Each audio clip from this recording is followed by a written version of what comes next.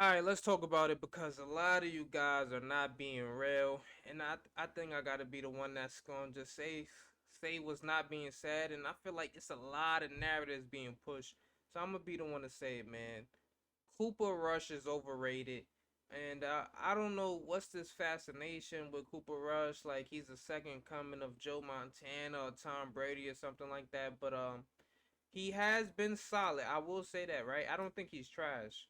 But for the love he's getting, you would think that he's throwing for 250 a game, two TDs, running for like 30, 40 a game. And honestly, he's just been a game manager for the most part. He hasn't thrown for at least 250 yards in any single game, any one of his starts this season. In the full start. So a lot of it has been the defense has been carrying.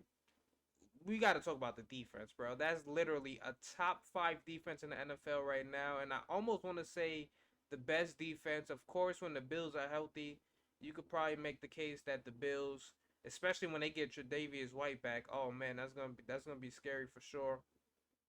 But with is it Jordan Poyer? Which oh no, I think it's Micah Hyde. With Micah Hyde out for the season, Davis White still missing some games.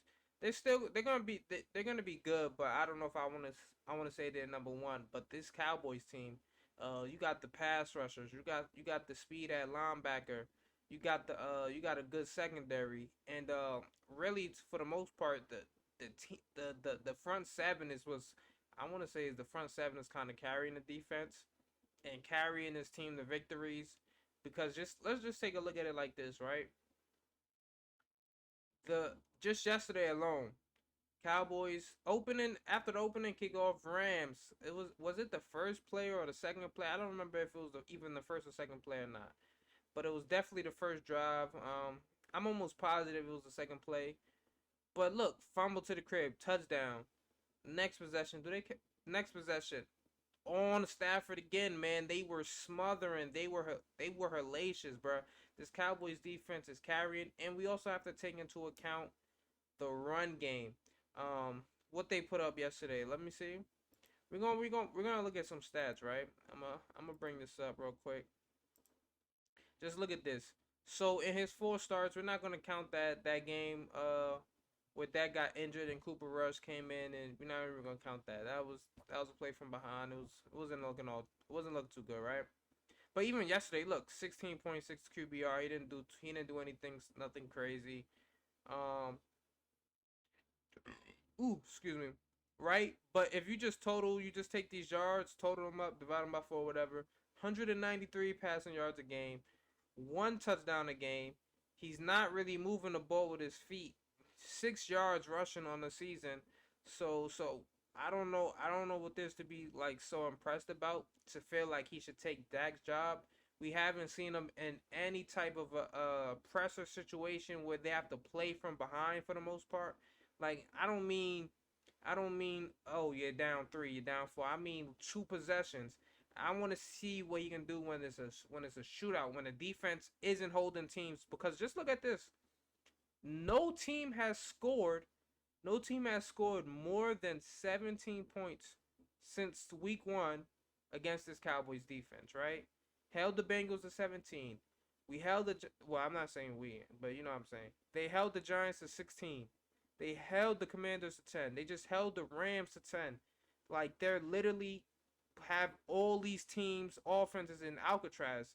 And honestly, that touchdown to the one touchdown the Rams scored yesterday, I kind of feel like that was fluke. Like watching it again, it was an amazing catch. It was a great catch and a great ball placement by Matthew Stafford to Cooper Cup.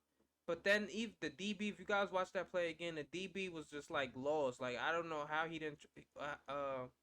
The DB that was guarding outside receiver, I can't remember if it was Gallup or Noah Brown, but he just kind of was just like jogging right next to Cooper Cup, and like he didn't realize he had the ball or something, or he just didn't have the awareness to see he had the ball, and they scored like what, a 70-yard touchdown or whatnot. But I want to show you guys this. Let's take a look at what the Cowboys have been doing running the ball. Right, 163 yesterday, 4.8 yards a carry. Right, that's one game. So this is what I'm trying to say. He doesn't have to do too much. Now we got the Commanders game. What they ran for? Well, I actually you can actually say they didn't get that many rushing yards. But when you're going against Carson Wentz, we already know what he's gonna do. He's turnover prone. He had two picks. I'm pretty sure. Oh, he had no fumbles, but he had two picks. And this was in the game where they had to do much, right? Another game where the defense is clamping up. You don't have to do too much. Now let's look at the Giants game.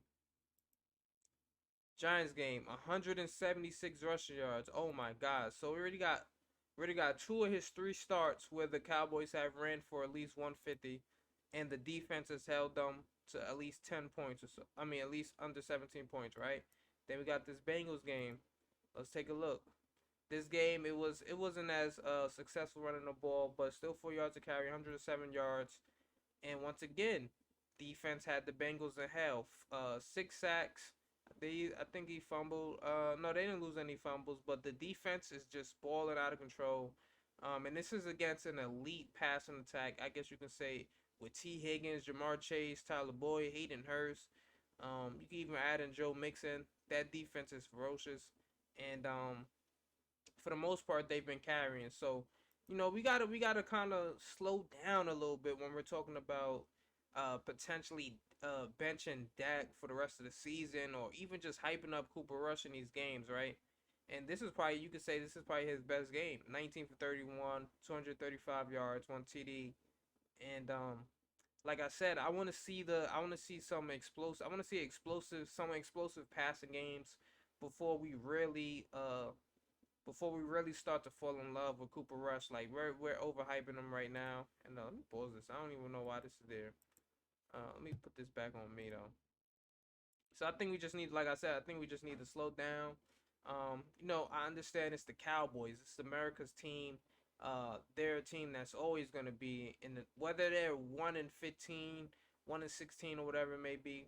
They're gonna be talked about, and there's always gonna be some big storylines, headlines coming out of Dallas. So I understand that, but Dak Prescott has been proven. He's a proven quarterback with who's won a lot. He's been to the playoffs multiple times. He got a playoff victory under his belt.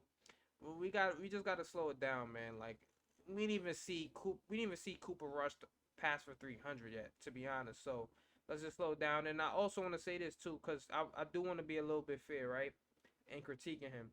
So yesterday, yes, he only threw for 100. He only threw for barely 100 yards. I think it was like 106 yards. But I do want to say there were two drops in the game that kind of killed drives. And I'll say the first one, I think it was a 3rd and 2. Michael Gallup probably dropped like what should have been like a 3-yard pass, or probably like 5 yards or so. Um, he dropped it on the sideline. He was wide open too, by the way. The ball was put on the sideline. He could have got both feet in. Probably.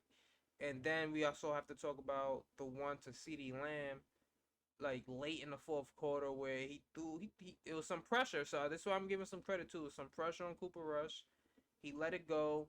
CeeDee Lamb's basically open. Like he had like at least like probably like 5 yards of separation, and the DB, I don't remember who it was, but he closed in good and he knocked the ball out of CeeDee Lamb hands. But I'm classifying that as a drop because there's no way CeeDee Lamb should have held on to that ball. So Cooper Rush, he does appear to be good. I'm not gonna say he's not. I'm not gonna say he's trash.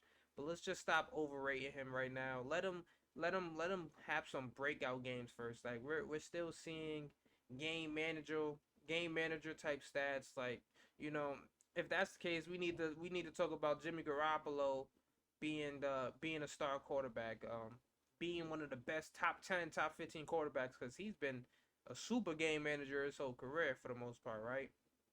So, and that's probably, I guess you could say that's probably his comp, right? Because they're not what's the word I'm looking for? They're in similar situations, so they both play behind great defenses, both had good running attacks, and both have some receivers that can make some plays happen once in a while. So um, let's just slow it down. Cooper Rush is not better than Dak Prescott. When Dak is 100% healthy and the hand is feeling good, he should not. Dak should immediately be put back into the starting lineup. And like I said, man, it's a big test for him this upcoming week when they play the Eagles. If he puts on a show, and I'm not even saying he has to throw for 300 versus the Eagles, if he shows me 250, two TDs, doesn't get careless with the football, and they somehow get a win, they put up, let's say, I don't know, 24 points or so, and it's not just carried by the defense, like, because I do think Philly is gonna put at least 20 points on the board on the Cowboys. So let's see how he battles back against that Eagles defense, and if he can match them point wise, because Jalen Hurts looking like favorite for MVP this year, along with Lamar and Josh Allen. So um, next week should be a good test and a good barometer of what he really is. So let's just see next week. And with that being said, that's about it. Don't forget to like, subscribe, comment, do all that good stuff. And I'm gonna head up out of here, man. Peace.